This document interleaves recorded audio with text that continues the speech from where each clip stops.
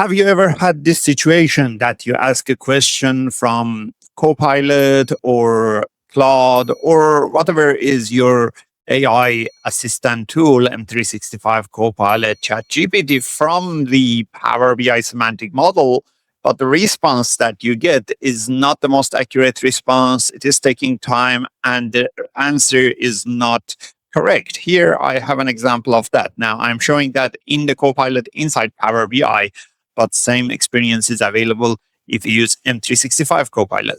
So here what I'm saying is that analyze reseller sales by customer. This is a semantic model that has sales information. If I go to the model while that is analyzing, I have internet sales table, fact internet sales table, as well as fact reseller sales table. And fact internet sales is the table that is connected to the customer, so that can be sliced and diced by the customer, but reseller fact internet sales doesn't have any relationship with the customer. And literally, it cannot be sliced and diced by the customer. But this information is not available for my AI model. So unfortunately, this is giving me a response, and it is saying that, for example, this is some information which is not correct. This should have told me that it is not possible to analyze or slice and dice fact reseller sales or reseller sales in general by the customer. Another example of this is if I try a question like this. So in this question, what I'm saying is that I want to the total revenue or total sales by the year, each year to be a row in the table, total revenue to be one column, internet revenue, another column, reseller revenue, another column. This can be generated from this model, but there are some challenges in this. This model is not designed well, so it does not answer to this perfectly. The problem now would be that Copilot is trying to write a DAX measure to respond to that, and that would take time, something that generally shouldn't take a lot of time to reply. This time it would create a lot of complication because it is writing a DAX query, which may not be the best performant DAX expression, and the result would take a time. So even if the result is correct, this might consume a lot of capacity units, which is important currency these days when we use AI. So this is the response, which is most likely correct. I will check that later if it is correct or not. But the problem here is that it is written a big DAX expression for me to generate that. And that DAX expression is because there is no relationship between the date table and fact reseller sales table. Another example of a response that I would not like to be this way is this. I'm saying that which age group has the most customers in it. And I already have this visual. You're looking at it in the report. Let me make this bigger. This has customer age groups. These are age groups, for example, between 40 to 50, 50 to 60, and the count of customers. So I expect to have something like this visual as the output, but the output is like this. It tells me that at the age of 55, we have the most customers, which is correct. But the problem is that I don't want this. I want it to be presented in a visual format like this. And the last example I want to show you is this. I'm saying that give me average of internet sales running 12 months analyzed by each year, month in a table. And this should not be complicated again, because I already have a visualization. If I go and find it, here it is. This is a page with exactly that. I have year and month. I even have quarter in it. And I have average sales 12 months running value in this. So this should provide that information for me. However, it provides that in a matrix view. It may not be exactly what I want. Again, this could be a better response.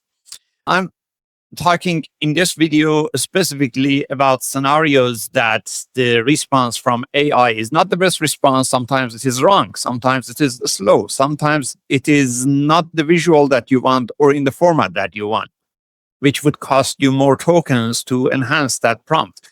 How can you improve that in a Power BI semantic model so that you have a better response? I'm going to talk about that in this video. My name is Reza Rad from Radacat. Let's jump into this video.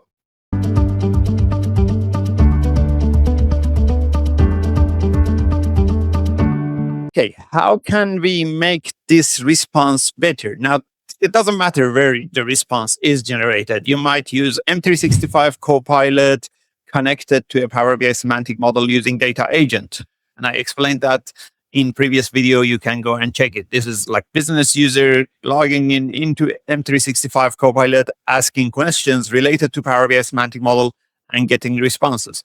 You might do that just inside Power BI in the Fabric workspace or in the Fabric portal, in the Power BI service portal, or you might use Power BI inside your Power BI desktop. It doesn't matter where you use it. You might even use Claude or other AI assistant tool. It doesn't matter how you use it. In all of these situations, that AI is going to analyze your question. It's a LLM tool, so it is going to analyze that question, and based on the information in your semantic model, it is going to provide some responses. Now, that information in the semantic model can be enhanced, and that is the part that you need to spend most of your time to ensure that you get the best result out of that semantic model AI questions. And there are a few tips that you can apply to get that response. The first thing I'm going to show you is how you can use something called synonyms to use that. So inside your Power BI semantic model, now I'm in Power BI desktop. The same thing can be done in the website as well. You'll go either to the table view or to the model view. In both of these tabs, you can achieve the same thing. For each of the fields, each of the measures, each of the columns or tables you select here, for example, I'm going to select the product, there is a section for synonyms. This is the important part. Here you can add as many as synonyms you want, comma separated, which has all the definitions that this might have. For example, fact internet sales, it has internet sales, fact internet sales, internet sales. It automatically generates some of these, but you can add things such as revenue, right? Or I can say internet revenue, right? The more information you provide, the better it would be. These are comma separated. And this is not only at the table level, you can also set it at the field level. So make sure that you go to every column, every table, and set a proper synonym. This is really important. AI systems, or even in the past, the Q&A visuals, which I had a very old video about that, they both use these synonyms. You can even use AI to generate synonyms for you. You can infuse your business terminologies in this. For example, here it is called sales, but your business might call it revenue. They might call it fee. They might call it anything. You can feed that into here.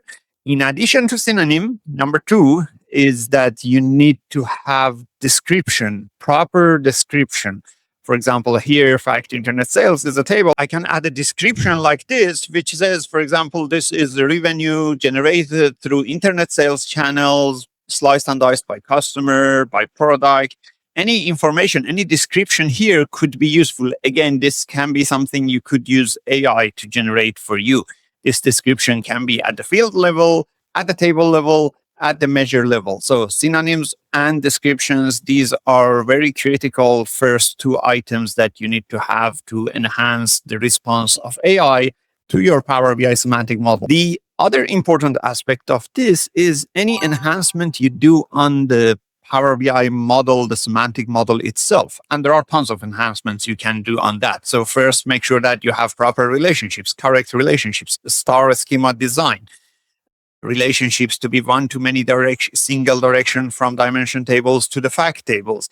If you have a different kind of relationships, have proper description somewhere that on your field that can relate those relationships. For example, in that first demo that I showed you, one relationship was missing. I did not have the relationship between reseller sales and date table. That was why it tried to write a DAX expression to kind of create that logic. Whereas if I had that relationship, it would have responded much easier and faster.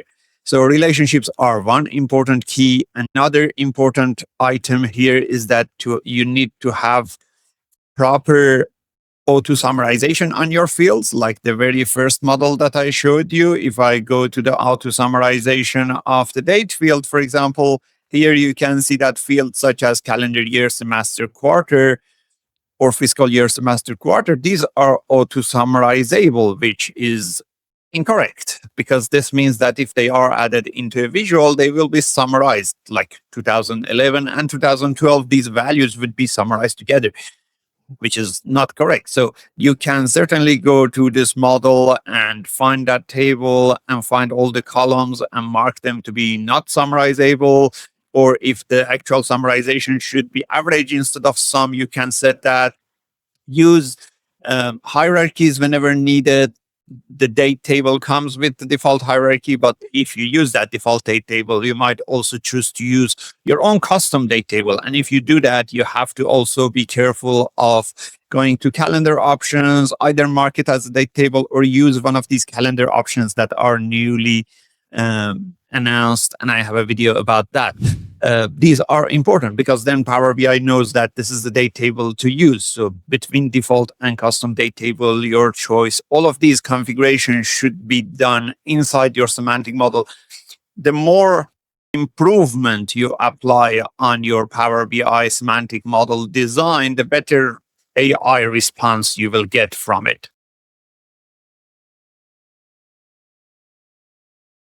For the fields and also proper modeling, making sure that everything is correct, relationships, hierarchies, field definitions, auto aggregations.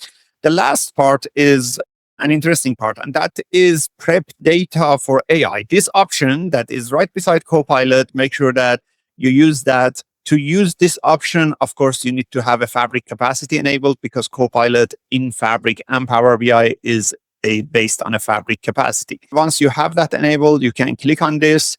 When you go here, there are 3 steps that are useful for getting better response from AI in your semantic model. One of them is first simplifying the data schema. Now, you might have like 20 tables here, but not all of these 20 tables are going to be important when the user goes and asks a question about this model. For example, you might say, I don't want any questions from like the employee section, so I'll uncheck that. Or even inside a table, you might say, don't want any analysis based on that from the AI, so I would remove that. Because the more information you provide to the AI is not necessarily leading to a better result. It might bring confusion. So better to focus on what you are trying to say here. Only choose the tables, the columns that are important for the answers that AI is providing. And that is based on the user need. The next section is really important, verified answer. So let's say you have a visual inside Power BI, and I can, for example, look at this visual, for example. This is that visual that I showed you, that it already has average internet sales 12 months running, or the other visual that I showed you, which was this visual, for example. This has count of customers by age bands. So when I ask a question like that question that I asked at the start of this video, I asked that, give me quantity of customers by their age band. I would have liked to get this response. So for something like this, I can click on more options on the visual, and then I can choose this, set up verified answer. When you do that, this will come up with something like this. It shows you that visual, and it would suggest some questions that you can go and choose. And you can say, for example, if this question is asked, this is the response. And you can have multiple questions leading to the same response. So here I have added, for example, 4 questions. All of these 4 questions would reply with one visual, or I have added like 3 questions in this age group. Which age group has the most customers or fewest customers? How many customers are there in each age group? And this would end up with this visual. This is a really good way to make sure that if there is a question that is happening often, you already have a visual about it. You are going to show that visual instead of relying on AI provide its own responses. Very useful, very important, and very simple to set up. So this is the verified answer section. And then the next part is adding AI instruction. This is a place that you can add instruction, like general instruction. The more instruction you provide specifically about your data model, it could be better. For example, here I provided some information that when asked about sales or revenue, note that sales comes from two channels, internet sales and reseller sales. They are in two different tables. Reseller sales, for example, cannot be sliced and diced by the customer because there is no relationship. So if it asked to slice and dice by customer, that is wrong. Internet sales, on the other hand side, can be. You can add a lot of information here. This is your agentic instruction. This is the part that you add instructions so that AI can answer your questions better. So these three parts of prep data for AI, in addition to what I mentioned to you about synonyms, about descriptions, about best practices of modeling, relationships, auto-aggregations, hierarchies, date table behavior, all of these together gives you a better response from AI, from your semantic model. So I'm going to try same prompts this time on this model that is enhanced for AI consumption. I'm going to get different response. So first one is I'm asking analyze reseller sales by customer. And if you remember in the agent instruction, I mentioned that reseller sales cannot be sliced and diced by customer because there is no relationship. It's not at that granularity.